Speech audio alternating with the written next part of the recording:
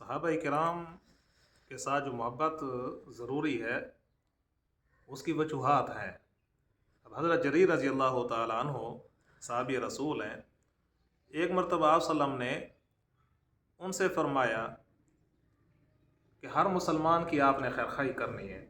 جس طرح آپ صلی اللہ علیہ وسلم نصیحتیں فرماتے تھے صحابہ کو، تو انہوں نے فرمایا کہ یا رسول اللہ بالکل قبول ہے، یعنی ہر مسلمان کی ہم خیرخواہی کریں گے۔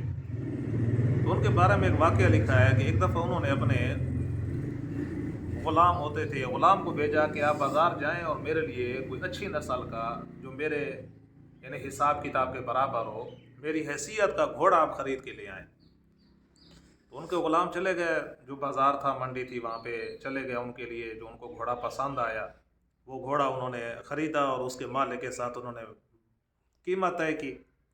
مثال کے طور پہ 500 درہم قیمت مقرر کی کہ یہ 500 درہم اس کی قیمت، وہ مالک راضی ہو گیا کہ اتنے پیسے پہ میں خوش ہوں بیچنے کے لیے۔ تو انہوں نے کہا کہ یہ میں حضرت جریر رضی اللہ تعالیٰ عنہ کے لیے خرید رہا ہوں، وہ صحابی رسول ہیں، آپ میرے ساتھ چلیں، وہ آپ کو قیمت ادا کر دیں گے۔ تو گھوڑے کے مالک نے کہا ٹھیک ہے، وہ آ گئے۔ حضرت جریر رضی اللہ تعالیٰ عنہ نے اٹھے گھوڑے کو دیکھنے کے لیے، تو گھوڑے کو ایک طرف سے دیکھا انہوں نے، اور پھر اس کے مالک سے پوچھا کہ کتنی قیمت آپ نے مقرر کی ہے؟ اس نے کہا کہ 500 درہم ہماری قیمت مقرر ہوئی ہے۔ تو حضرت جریر رضی اللہ تعالیٰ عنہ نے فرمایا کہ نہیں، آپ کا گھوڑا تو 500 سے زیادہ کا ہے، آپ نے اس کی کم قیمت لگائی ہے، آپ کا گھوڑا جو ہے وہ 800 درہم کا ہے۔ تو جو ان کے غلام تھے انہوں نے کہا کہ حضرت میں نے 500 پہ بات طے کر لی ہے، مالک دینے پہ راضی ہے، آپ ریٹ بڑھا رہے ہیں۔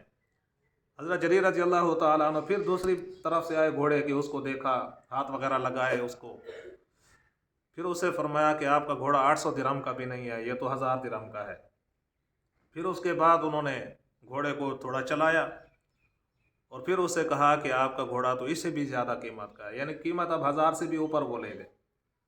تو غلام نے کہا کہ حضرت جب مالک اور میں نے بات طے کر لی ہے، قیمت مقرر ہو چکی ہے، اب آپ کیوں خواہ مخواہ ریٹ بڑھا رہے ہیں، اپنا نقصان کر رہے ہیں؟ تو انہوں نے فرمایا کہ میں نے آپ صلی اللہ علیہ وسلم نے ہمیں وصیت کی تھی کہ ہر مسلمان کی خیرخواہی کرنی ہے۔ اب اس کے مالک کو اس کی اپنی چیز کی اصل قیمت کا پتہ نہیں ہے، اندازہ نہیں ہے کہ میرا گھوڑا کس نسل کا ہے، کتنا قیمتی ہے، وہ تو اپنے حساب سے ریٹ لگا رہا ہے، اس کو تو پتہ نہیں ہے۔ اگر فرمایا کہ مجھے تو پتہ ہے کہ اس کا گھوڑا اتنی قیمت کا ہے، اگر میں اس سے کم قیمت پہ خریدوں گا چاہے اس کے مالک راضی بھی ہو تو میں اپنے لیے مناسب نہیں سمجھتا، یہ خیرخواہی نہیں ہوگی دوسرے مسلمان کی۔ آپ صلی اللہ علیہ وسلم سے ہم نے خیرخواہی کا وعدہ کیا ہوا ہے، اس لیے ہم ہر مسلمان کی خیرخواہی کریں گے۔